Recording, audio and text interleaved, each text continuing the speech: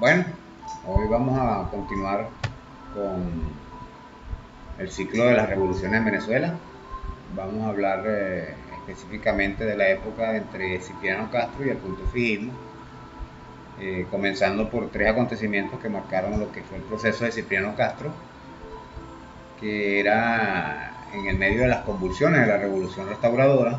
Después vino la Revolución Libertadora, que eran los, como lo expliqué en el video anterior, en un video anterior, que eran la oligarquía, los oligarcas y los ricos, tratando de tomar el poder, al igual que hicieron en 2017 con la línea Tintori vestida con las franelas de Libertadores y los libertadores de franelas y esto y aquello. Y posteriormente vino lo de la planta insolente, que fue la invasión a Venezuela, que es más o menos lo que estamos viviendo ahorita, pero a mayor nivel de, de envergadura. Pues. Entonces, en 1892, Venezuela experimenta una grave crisis política como consecuencia de las maniobras continuistas de Andueza Palacio, el presidente Andueza Palacio. El expresidente Joaquín Crespo, ante estas circunstancias, enarbola entonces la bandera de la constitucionalidad y con el nombre de la revolución legalista se alza en armas en tierras de Guárico. Cipriano Castro y Juan Vicente Gómez se unen a apoyar a Andueza, pero el triunfo del movimiento liderado por Crespo y la huida del presidente Andueza Palacio obliga a Castro y a Gómez a irse a Colombia, estableciéndose en dos haciendas cercanas a la frontera con Venezuela. Estando allá en el exilio, preparan pues desde 1892 hasta el 23 de mayo del 99, de 1899, que es finales del siglo XIX, preparan su retorno. Pues. Venezuela para entonces atraviesa por una etapa de grandes dificultades, tanto en las políticas como económicas. Vean que sé que es similar lo de hoy en día, lo que yo les digo que cada 30 años se repite, ¿ves? 1899, acabamos de pasar el 2019. Saquen la cuenta y verán que los números van exactos. 99 al 50, al 29, 28, la generación del 28, 29. Después vino la caída de Pérez Jiménez y el 59 la devaluación del Bolívar al 4.30. Después en el 89 el Caracazo. Y hoy en día tenemos ahorita la otra revolución libertadora de la oligarquía, montada encima, que tratando de invadir el país y contratando sicarios, mercenarios y todo esto para asesinar a medio país, porque lo que dice el documento es, bueno, es increíble, o sea, algo insólito, lo más insólito de todo es que lo dejen plasmado en un papel en blanco y negro, como quien dice. Entonces, dentro de estas dificultades, durante el gobierno de Ignacio Andrade, en términos generales, estas condiciones fueron razones suficientes para que Cipriano Castro se alzara en armas en tierras del Táchira, el 23 de mayo del 99, con el propósito de tomar Caracas y establecer un gobierno que luego bautizaría como liberal restaurador. Por eso le llaman revolución restauradora. Juan Vicente Gómez y, como les estaba diciendo, el general Santiago Briceño, que fue realmente el que luchó más con ellos, lo acompañan en esta nueva expedición militar, pero ya con el grado de general y como segundo jefe expedicionario. Entonces, finalmente Castro y la Revolución Liberal Restauradora entran triunfantes a Caracas el 22 de octubre del 99, dando con esto continuidad a la hegemonía de los andinos en el poder. Pues. Eso continuó hasta terminada la Cuarta República, Carlos Andrés, casualmente.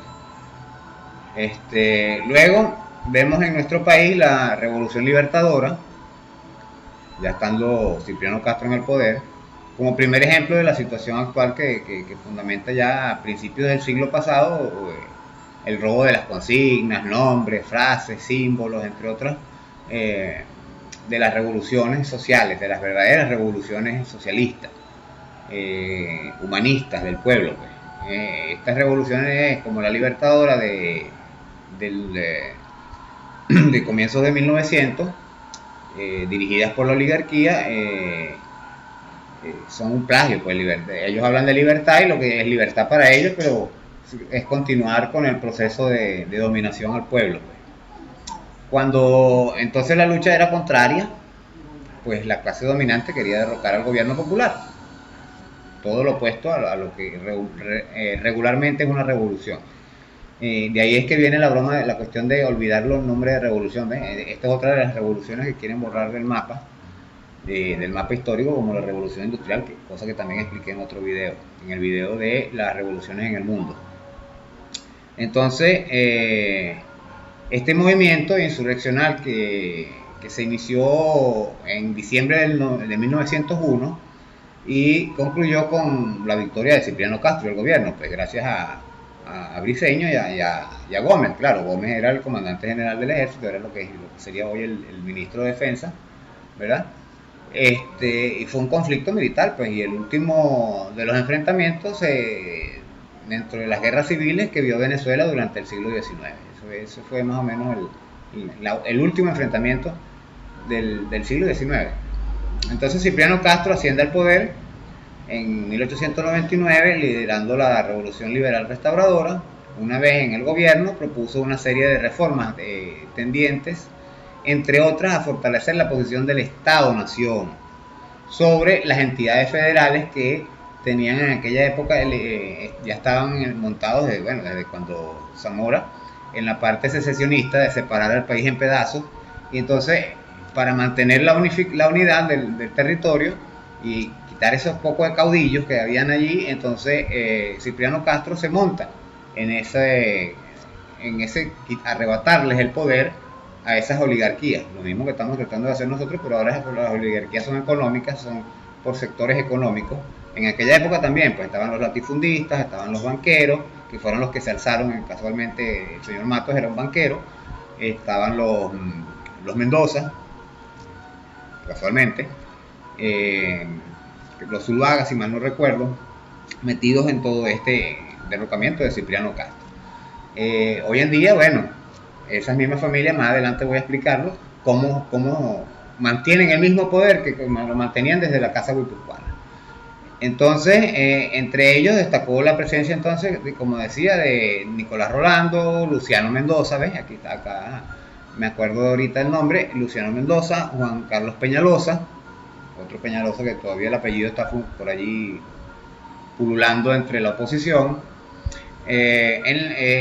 Adicionalmente, el gobierno de Castro se enemistó con los banqueros, pues, con Matos y con otros banqueros del Zulia, si mal no recuerdo, Zulia y Táchira, y el más acaudalado de todos, que era Matos, dirige y financia esta revolución libertadora.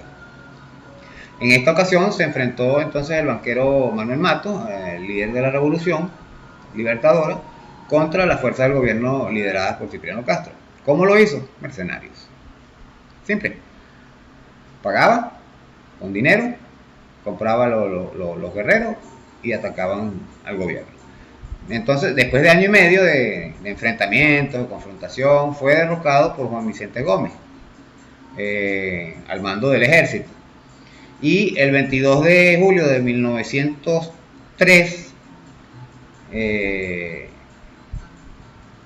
comienza una nueva etapa, ya Gómez viéndose como potestado, y entonces Santiago Briceño se retira, porque ya ve que va a haber allí un enfrentamiento, y ya le ve a Cipriano Castro, le ve como locura, pues demencia. El poder lo había enfermado, el poder y esa oligarquía que lo rodeó, y se lo comió, el sistema se lo comió, y él estaba peleando entre su moral y la comodidad que le daba el poder y todo esto. Entonces, bueno, entonces este gobierno, que era una revolución, degeneró lamentablemente posteriormente a una dictadura de Gómez,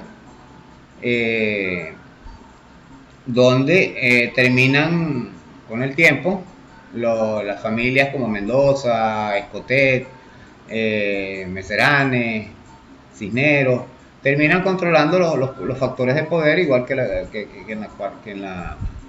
en la época de la Cuarta República de Cipriano Castro. Entonces, de allí viene la guerra alimenticia, económica, bancaria y mediática, con el apoyo de una élite corrupta religiosa, lo mismo que hoy en día. Más adelante ahondaremos en la historia desde la colonia con el Libertador, Boves, Petit, Miranda, Sucre, la Casa Guipuzcoana y hasta Zamora, Gallegos y Chávez, sobre todo este entramado. Eso, tengo unos escritos en particular. Cuando termine el ciclo de las revoluciones en Venezuela, hasta la llegada de la revolución bolivariana, porque eso lo voy a dejar para después, porque se está escribiendo todavía, por lo menos en la etapa más importante, que es la etapa post-Chávez, ¿okay? Que es el primer gobierno post-Chávez, que es el hacer la revolución irreversible, como lo decía Robert Serra.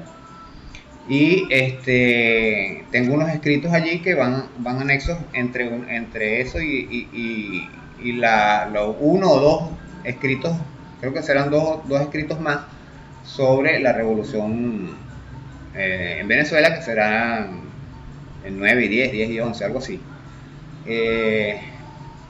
Entonces, para 1906, los enemigos de Castro propusieron a Gómez asumir el poder en sustitución de su compadre Cipriano Castro, que era el compadre. Lo mismo que le pasó a Chávez con Baduel y con el otro, no me acuerdo cómo era que se llamaba. Esa gente que traiciona a la patria termina siendo olvidada. A mí se me olvidó el nombre. Sé que era un nombre gracioso en cierta forma. Rosendo, como algo así era que se llamaba. Entonces, al enterarse Castro de esta maniobra, presentó su renuncia de la presidencia para constatar la situación de poder y probar la lealtad de Gómez. Sin embargo, Gómez era muy buen estratega.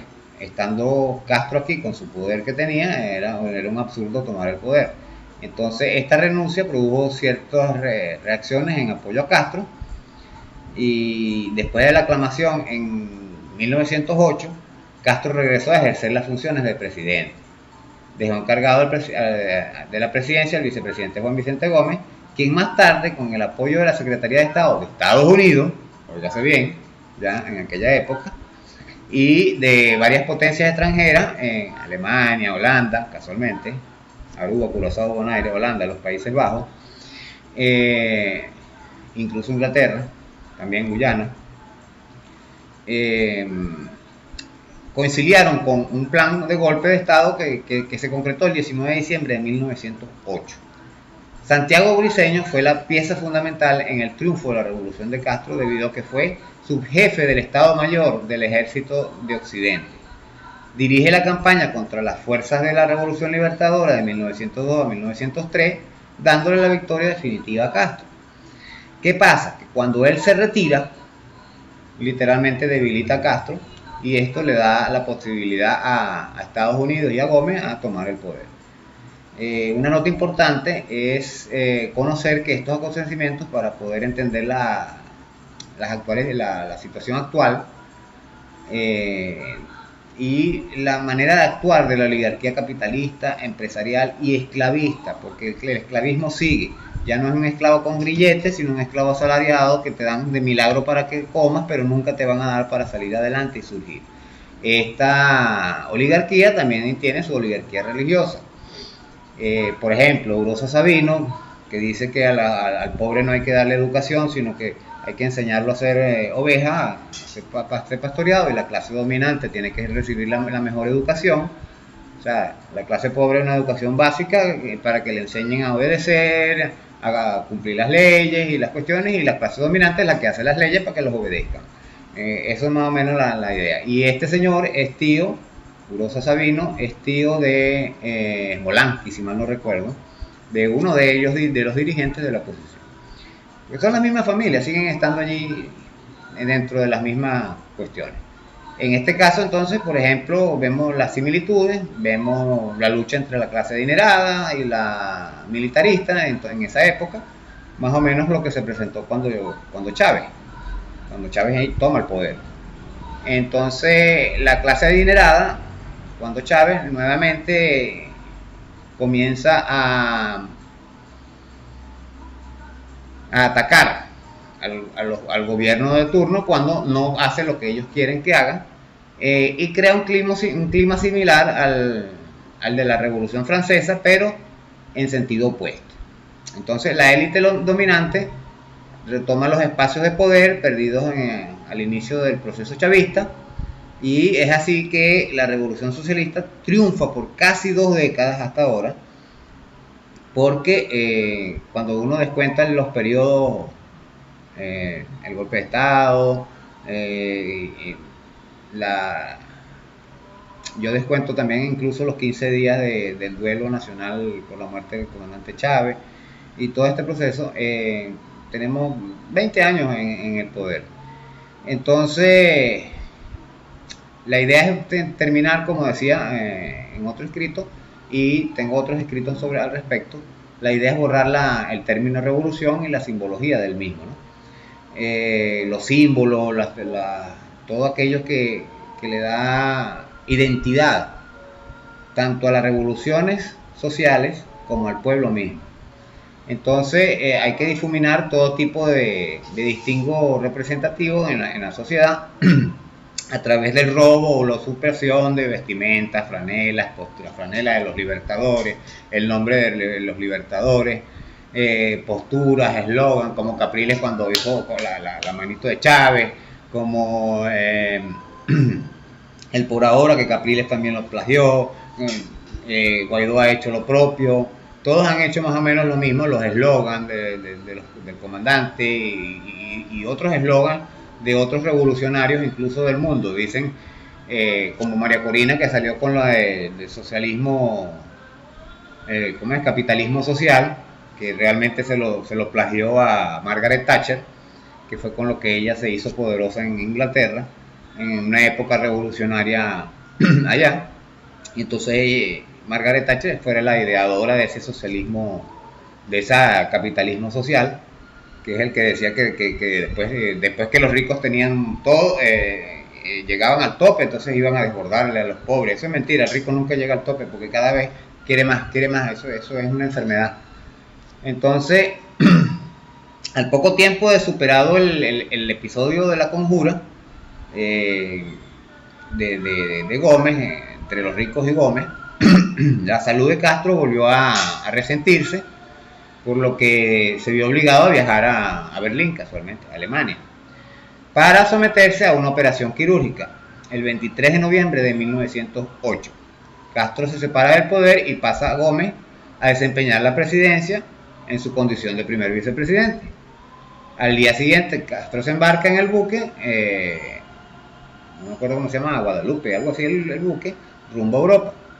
La ocasión del viaje de Castro al exterior fue visto como una ocasión propia, porque ya estaba fuera del país y no estaba dentro. Por eso que Maduro no viaja tanto, y cuando viaja no visa mucho, sino que aparece por allá y después regresa rápidamente. Y siempre hay alguien que se queda aquí y se turna, el vicepresidente está aquí y Maduro está afuera, y así, o el presidente de la Asamblea Nacional, Diosdado Cabello, porque no se puede dejar el espacio solo, porque pueden tratar de hacer más o menos lo mismo. Y ya, yo tengo una frase que es muy buena, que dice que la historia tiene todas las respuestas, y es porque todo lo que estamos viviendo hoy en día se ha vivido en épocas anteriores, pero con unos que otras variables, pero es lo mismo en esencia de lo que estamos viviendo hoy en día, porque lo que hacen es repetirlo cada 30 años, como digo, con unas pequeñas variables, de un poquito más, un poquito menos, de repente 31 años, de repente 29, pero generalmente ronda los 30 años. 1908, la generación del 28, 1999, 1899, que es la Revolución Restauradora, la generación del 28, cerrando el ciclo de Cipriano Castro y Gómez. Después vino la generación del 58, cerrando el ciclo de Pérez Jiménez.